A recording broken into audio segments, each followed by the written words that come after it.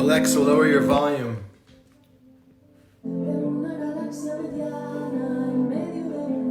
Alexa, set your volume to 2.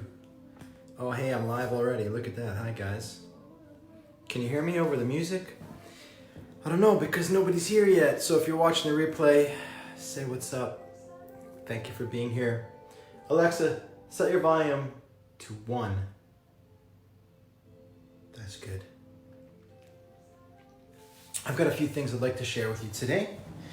The first, just spontaneously bursting into my mind, is my explicit gratitude for your interest in my sharing my life and work with friends. This Facebook Live thing was really spurred on by my friend Allison, who suggested that just sharing about myself would be useful to the people that are interested in me and my work. So that's what I'm doing, and I've been really touched that people find it interesting and that they want to know, and that maybe sometimes it's useful or inspiring in some way. Makes sense in the sense that I want my work and my life to not really be that distinct. It's a journey I've been on my whole life, really, is what can I do for work that supports my lifestyle, that has me just loving every moment of my life. I've never really had much patience spending time doing anything that I don't love to do. And I see a picture of my dad right there swinging on his swing, and I have to give my dad so much credit for that. I've mentioned many times about me having that familiar phrase, I don't have to do anything I don't want to do, that my dad used to say, and I'm lucky to live that out. So because that's been my journey and my mission and my work, and more over the last few decades, this Facebook Live is me sharing my life, but that is my work. The books I'm reading, the things I'm thinking about, what I'm doing with my family, that is the actual product offering that I have. People hire me and they pay me money to help them to be happy, to help them to have freedom, to help them to love more, just to help them to have great relationships, and that's the central focus of my life. Nathaniel, what's up, my friend? Good to see you. Hit the wave button. Ta-da. Paul, I need to talk to you. I'll hit you up after, but I'm looking for communities where I can share the ideas around creating your life and creating your work, especially in the situation that we're in right now with the pandemic. So I've did this recently for a woman's community. I've done it for another guy who's a broker owner, and then I have another broker owner principal that's asked me to come speak to his agents. I know. So I'm going to reach out to you, Paul, about having a conversation with all the agents at Williams & Stewart, just to help inspire them in this time right now and keep them focused on making stuff happen. But anyway, I'll hit you up about that. We should do that. Maybe I'll comb my hair for you, though. What was I saying? I'm just sharing my life and work here because that's my work. My life is my work, which I'm just blessed with. How can I have a happy life, a happy wife, make money, do all the things I want to do, and then just be that and be an example for people. So I'm blessed and I'm grateful that you're here and that you're interested, Paul, and everybody else that's watching. Thank you guys, Nathaniel. What else am I present to? Oh, I have my notes right here for what I'm going to share today. So physical distance versus physical death. I'm not there yet, but I can feel the beginnings of my irritation with the inability by law to be physically close with the people that matter to me. Now I don't see my family that often because they live on the other side of the country, but if I want to go there, I could book a flight right now, but I can't go in their house without breaking the rules, and I'm not really up against the edge of that. Right now it feels like a contribution to something greater and something more important, but what I notice is there's a part of me that there's only so much of that I'll put up with. And then at some point, I'm not saying I'm there, I don't even know when I'll get there, but I know that there's a change in my willingness to keep going with that. And at some point, people that I don't know dying is not going to be worth that anymore. I'm not saying I'm there, but I can imagine what it would be like if I was. Maybe it'll be weeks, maybe it'll be months, maybe it'll be years. But at some point, the idea that I can't be with people that I love and be close and hug, even shake hands, be with people, to live the full expression of a human is not going to be worth protecting and saving people that I don't know, especially because they're the ones in society that are more likely to die soon anyway. I know it sounds really fucked up and horrible, and I'm not saying I'm a stand for that. I'm not. I'm sitting in my house. We haven't left. I won't go anywhere. And when I do, I wear a mask to protect other people in case I'm asymptomatically spreading. I'm actually living an expression of the opposite that I'm talking about, but I'm pointing out that I can see as a felt sense of a movement in that direction. And at some point I will come to that, and not just me, but lots of people. At some point people will be fed up with being isolated. Right now I feel part of a contribution towards something. And if it plays out the way that they're telling us it's going to, then I think everything's going to be fine. But if it starts taking longer, especially people that have more stressors on them, I'm not in a situation economically or financially where it's impacting me negatively, but there are people obviously that it is. You know, after a while, unemployment, a few bills don't come in and things start getting shut off. You know, Netflix, all of a sudden that's not coming, and then, you know, life starts to change at home, and suddenly you're stuck in a house and you can't even watch TV because they cut your cable. I'm not saying, I don't think everybody's going to be that cooperative long term with this. Right now we're in it together, but I don't think it's going to stay that way. And so I haven't gone out and bought a gun, thought about it, but definitely not going to do it, mostly because I know that if I buy a gun, I live with the fear of needing it, and then I actually create an experience of life where I'm afraid. And so I try not to take action to do things from fear. But here's a subtlety. There's thinking you're doing things from fear, and there's actually doing things from fear. And then there's the fear of doing things from fear. So if I don't have that distinction, then I'm actually acting from fear anyway. Case in point, go back, I don't know, a month or two, I saw that it would be useful to get some like sanitizer, hand sanitizer and disinfectant and stuff. And I went and did some food shopping, but I was like, I'm not gonna panic. I'm not gonna act all panicky and just buy a bunch of stuff that I'm probably not gonna need. I don't need hand sanitizer. Where now we don't have any. I'm going out, the grocery store, it would be useful to have some, but I don't have any because I can't buy it now. And so it's like, there was times where I didn't act from fear, and that was good, but there were also times where I was afraid of acting from thinking that I was acting from fear and being somebody that's panicking and didn't take actual responsible actions that would be good preparations for the future. So I'm adjusting that, I'm changing that now going forward. So what am I doing? Well, my wife's 6 months pregnant. She's gonna have the baby in June, end of June she's due. And so right now, it doesn't seem like there's anything to worry about. Right now I'm allowed to go to the hospital with her and be in the labor room, but I'm not allowed to stay overnight. I have to leave as soon as the baby's born because of just they keep the number of people in the hospital less. But there are hospitals in the world where the partner can't even go to the hospital. And there is the potential, if the hospital is a place where you don't feel safe with the baby, maybe she's not gonna wanna go. So it would make sense for us to have a plan B. So I'm suggesting to my wife, and it's a delicate conversation, we're dancing with it right now, but that we look at maybe having a midwife option. So maybe we have the choice to have a home birth. We're not choosing that now, but right now it might sound like panic. Oh, it's not gonna be that bad, it's fine, they're not gonna change it. But what if they do? And we thought about it, and we didn't go down that path of planning because we were afraid of thinking that we're somebody who's panicking. That's all. It's like a surreptitious way to live from fear. To be afraid of doing things that would look like I'm living from fear. I'm already in it. So it's like I'm looking for where am I acting from panic and where am I acting from fear so that I don't look and think like I'm acting from panic. So I'm learning a lot about where I can make choices from that are actually true and in service of what's important to me versus fear. It's not as obvious as we thought it was. And I'm keeping my distance from everybody. And I'm thinking a lot about people who are single and alone. I've talked to a few of them, but like, you know, when you have a wife in the house or a partner and a kid, I mean, you've got like lots of physical contact and connection. We can hug, we can cuddle, we can talk, we can get fed up with each other and want to have space, which is another side of it. But being alone at home right now must be tough when you can literally not even go out and talk to anybody. I mean, you can talk to the cashier maybe at the grocery store, but that's about it. And so even talking to people is different when you can't see their mouth, right? Through a mask. It's like it's like if somebody has sunglasses on and you're talking to them, the full connection isn't really there. So I imagine that must be really difficult for those people. So if it's anybody watching that's in that situation, I feel for you. I shared in a talk that I did the other day with somebody who was asking a question about that. I shared about this idea of missing versus withing, which I wrote an article or made a video about recently. I think it was an article. That I realized that every time I said I miss you to my wife, it was an act of violence. And the reason I say it was an act of violence is because to miss somebody is to experience the pain of the idea of them being absent. And so I hurt with the idea of them being absent. Most often I felt it when I was saying goodbye.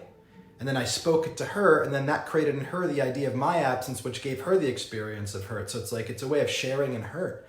It's like, yes, it's a form of love, but it's like a twisted backwards version of it. It's like a way of sharing hurt with people. And so I don't say that I miss you anymore to people. I say I'm with you, because missing is the absence of being with somebody. And so I actually speak that I'm with, to see in my mind, to feel the fullness. And I want to give them the gift of the idea that we're together, whether we're not in same physical space or not. And so taking that same principle, there's being alone, but there's being lonely. And so if a person's alone in their mind, they're creating a conscious experience, or they're creating an imagined experience of the people not being there, and the empty house and the distance, but I can't reach you. You see and feel the absence, the moving away, the longing, you feel the hurt. But if you're alone and you're thinking about being with people, and you're experiencing being with them because that's what your mind sees, and you actually feel more full and connected. I'm not saying this is all of it. Physical touch and space actually is part of it, but it's part of what creates that experience in our mind. And so we can take a conscious role in that. And so I say, if you're alone, don't have to be as lonely if you use your mind to create you being with people, because I can see people while they're in conversation with people feeling lonely, even though they're not alone. So it's not just about being alone that creates loneliness, it's what we do with our mind. This is true in everything, but I think it's useful right now to look at it in this lens, because lots of people in that situation. I also think it's useful to remember that you don't have to be alone, that you're choosing to, because the moment you believe that you don't have choice, then you actually suffer the imprisonment of non-choice, and that actually hurt. That can make someone feel lonely, is they're alone and they don't have any choice in the matter. You actually have the choice. You could actually choose to not be a person that goes along with social distancing, and I'm not suggesting that. I'm not in support of that even personally. If somebody were to choose that, I would say I don't think that's a fair and good choice for all of us, but I would support you making it for you and your sake, because you're a free individual. You get to choose that. I have a friend, I'm not going to mention who he is, but he has chosen to coordinate social gatherings at his home, because for him that's more important than the impact that could have on society. And I'm not saying he's wrong. I don't agree. I'm not doing that, but I believe that he should have that choice. And I think what's most important is that he feels free to make that choice. That's where the real freedom is. I mean, that's where the real, well, I guess it is freedom, but also there's a fulfillment, there's a peace that can come from knowing that you have the choice. And so I know that I'm choosing to stay home right now.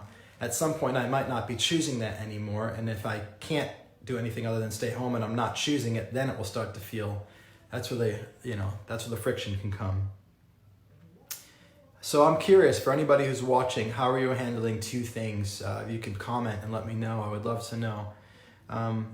The first is, how are you creating time where you feel connected when the physical distance is limited? Now, of course, this is for everybody, but I'm especially interested in for the people who are alone, who maybe they have a partner but no kids, or maybe they have a kid but no partner, or maybe they don't have anybody at all. Maybe they've just got roommates but nobody that they're close with, or maybe they literally are alone in their house in quarantine. If that's you, how are you dealing with that? How are you creating a sense of feeling connected? What are you doing inside your mind, and what are you doing with your time on the outside? I'd love you to share with me, both for myself and my own life, but also so that I can share that with other people, because I'm having lots of conversations with people right now that are in that situation. So if you have something that's working for you, please let me know. The other thing, more personally interested, but also to share, is how are you creating alone time right now? So I used to, my son was at preschool 9 to 2. I work 9 to 2, and then he comes home around 2:33. Usually I pick him up, my wife too. And then from 3 to 5, I would go out to the cafe, go for coffee meeting with people, or sit in a cafe and read and study and write and journal and these kinds of things. And so it's the kind of stuff, I can do it in my house, but I can't really do it in my house, because being alone away from my family is what makes me productive in that space. Not because they're coming in here or anything, but just because when I know they're out there, I can hear them. There's like, oh, I want to go see what's going on, and I distract myself with it. And so it's been challenging for me to not have a space that I can go to that's not at my house, to just be alone. And of course I can go for a walk. I go for a run, I go for a walk. I sat in the park the other day, and I had my book and my journal out. It's kind of hard without a table. I know it sounds ridiculous, but there's like a specific dynamic of sitting at a table in a space that's not my home, that's a big part of me feeling like I have my alone time, and I'm productive with that time. So I'm curious what everybody is doing. My friend Brian is so creative. There's a rule here where you can't get out of your car at the beach, but he's got a SUV with a big flat kind of rooftop rack on it, and he just parked his car at the beach, and they climbed up on the roof, him and his girlfriend and her sister, and they had a picnic at the beach on the roof because they're still in the car. And like, that's the kind of creative stuff I mean. Like, well, I'm not going to sit on the roof of my car. It would probably fold in. This doesn't have a rack on it. But any creative ideas that anybody has on how you're managing this, I would love to hear it. What else? Oh, hey, Nikki. Good to see you. Welcome. Got a private nanny that takes kid away. That's a good idea. But we'd have to talk about that, finding somebody that we actually trusted to take our kid out of the house. That's the thing. I need to talk to my wife about this, actually, because if there was another family, like my son's got friends who are also quarantined, but if that family has been quarantined for 2 weeks straight, and we've been quarantined for 2 weeks straight, and both of us completely trust that the other family is doing it in the way that we're doing it, then actually maybe it's okay to have play dates if the 6 of us together, let's say 3 and 3, are being really focused and committed to this dynamic. So it's a slippery thing, though, because then you do it with 2 families and that one too, and now there's 3 families, and then one person has one thing that happens and all of a sudden everybody has it. So, we'll see. But interesting evolution of the virus and how they've, thanks Nathan, I get up early too, but I need to get up at like 3, I think, if I need enough time. But how it's like transferred so much by breathing now, and how much more of the aerosol is the transmission. That's interesting. And one of the really interesting things that I saw is the reason a lot of healthcare people are getting more sick than others is because of viral load, which I guess is how all viruses work. We're learning a lot of basic stuff of virology, is that how you say it now? But the more of the virus you get into you, the more quickly it can replicate and spread, and the less chance your body has to build up antibodies for it. And so, this is just changing my thinking about how to be out and about. Like, it's probably a lot safer to touch somebody really quick, something, and wash your hands than it is to just be in the grocery store for a long time with people breathing in the same space, especially my grocery store. It's a very small one. It's a local co-op, but anyway, bit of a riff. But maybe we'll look into getting a nanny, Nikki, a nanny that could be dedicated just to us or something like that, full-time or part-time, but only working with us, so there's no chance of spread, especially because it's been a couple of weeks now. So if people have been quarantined for 2 weeks, then they're not showing symptoms, then maybe it's okay. But yeah, these are the creative solutions that I'm looking for. So thanks both. What else did I want to share? I've got 3 videos coming up this week and accompanying emails. One is was just published today. The distinction of working on yourself versus in yourself, drawing on the distinction of working on your business versus in your business. So, check that out if you haven't already. A video about managing the quality of your meta relationship. What that means is your relationship to your relationship. And what relationship am I talking about? Well, any relationship really, but it kind of was born through the idea of an intimate relationship. What's your relationship to it? I'll talk about why that's even more important than the relationship itself, all right, in that video. And I made a video, what I call how to escape the hiring a coach catch-22. So it's such a common thing that I meet people that say they want to hire this coach because that coach is going to help them make more money, but they don't have the money that they need to hire the coach, and they're stuck in a catch-22. And so I made a video talking about how the idea that it's a catch-22 is an illusion and it's a lie, but it's one that keeps a lot of people trapped, and how to actually see through that, and how you actually have very straightforward options, and when you can see them, it opens up possibility. So that will be coming out Friday and with an email, so check it out. Last thing that I'll share about before I get a jump, I've got a call here with a broker of a real estate company, because I'm going to be talking with his community about creating during this quarantine and captivity. Creating in captivity, as I'm calling it. So I've been running creator circles for some years now, which are my small coaching groups, and I'm just about to start the 5th circle. Starts in a couple of weeks, and I've got people joining, some returning clients from previous circles, and some for the first time, looking up on my wall, because that's where the names of people, my clients are on Post-it notes. And I'm going through and I'm writing this document, like how to get the most value out of Creator Circle. And there's so much in me that's just been sitting there. It's just dumping out onto the page. And it's like, wow, this circle is the best thing I've ever done with group coaching. And it's just taken on this massive life of its own. And the clients I've had in it have educated me and taught me so much about how they can get value from the coaching. We have a lot of conversations, not just about their life and what's going on in their world, but also about our work. And that's a big thing in my work, is to talk with people about our relationship and our work, not just as a way of selling them on the coaching, but actually as a way of building a foundation for effective work and continuing to create a stronger and stronger foundation. So because I've been in conversation for years, not just helping people, but about the relationship that I have with them and how that can be functional for people. Case in point, this book I'm reading right now by Sheldon B. Kopp, recommended by my friend Phil Salas, which is so good, and it's shedding light on and also confirming a lot of things for me about the relationship. This is about a psychotherapist and a patient, but between a coach, philosopher, teacher, and student. The role. This book's about like being a guru for your client, as a role-playing game that can help to focus their attention in a way that gives you access to them, in a way that you can help them to actually finally genuinely see that there is nobody out there that's any better than them or that could ever actually help them. And so it's a kind of a paradox, but that's one of the ones that I really focus on and use in my work. I make it a point to create myself as the best version of that self that I possibly can, and to be honest and authentic about that. And by doing that, it captures people's attention, and they see a possibility in me, which they think is me, and then we get to be in conversation, and I will dance with that long enough so that they are captivated by it to the extent at which they're willing to hear me when I help them to see that it's not me, it's them that they're seeing, and then I can help them to actually locate that. It can be a little disorienting at first, but it works really well, and this is why I have these 6 mirrors on my wall. There's 6 different mirrors, and each one I look into gives me a different reflection of an aspect of myself. And so projection is what humans do. That's how we create the whole world.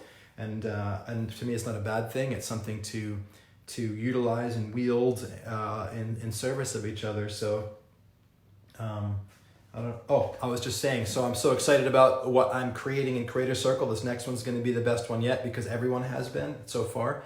And so if you're watching this and you're interested in being with us, 2 things. If you're feeling like you have to create the money and you're waiting for the coach to help you to make the money and that kind of stuff, then watch that video coming out Friday. Or if you're just ready to join, let's talk. Let's have a conversation. If we haven't already, or if we have, let's start. Let's begin, and let's create together for a year. Every single person I've had in the group, including the 2 people in the last few years who asked for a refund partway through, including them, have told me it's one of the most life-changing experiences they've ever had, and they're very grateful for it. And that's including the people that asked for a refund. Of course, I said no, and they knew I would, because I have a 100% non-refundable guarantee. And there's a very big and important reason for that, and which I'm happy to share with you if we talk. It's in service to you, believe it or not. I don't really like having money up front, but it just works better for the work that I do. Everybody says that it's the most transformative experience of their life. And so I offer that to you. And if you're interested, I'd love to speak with you or just get you joined up so we can start together. Anyway, I didn't mean to create some big conversation about Creator Circle, but I'm excited about what's happening and what I'm creating for it. And I look forward to being with anybody who wants to join. Most of all, thank you so much for being interested in my life and work. Hit me up with a comment to let me know you were here. Much love to you guys. See you soon. Bye-bye.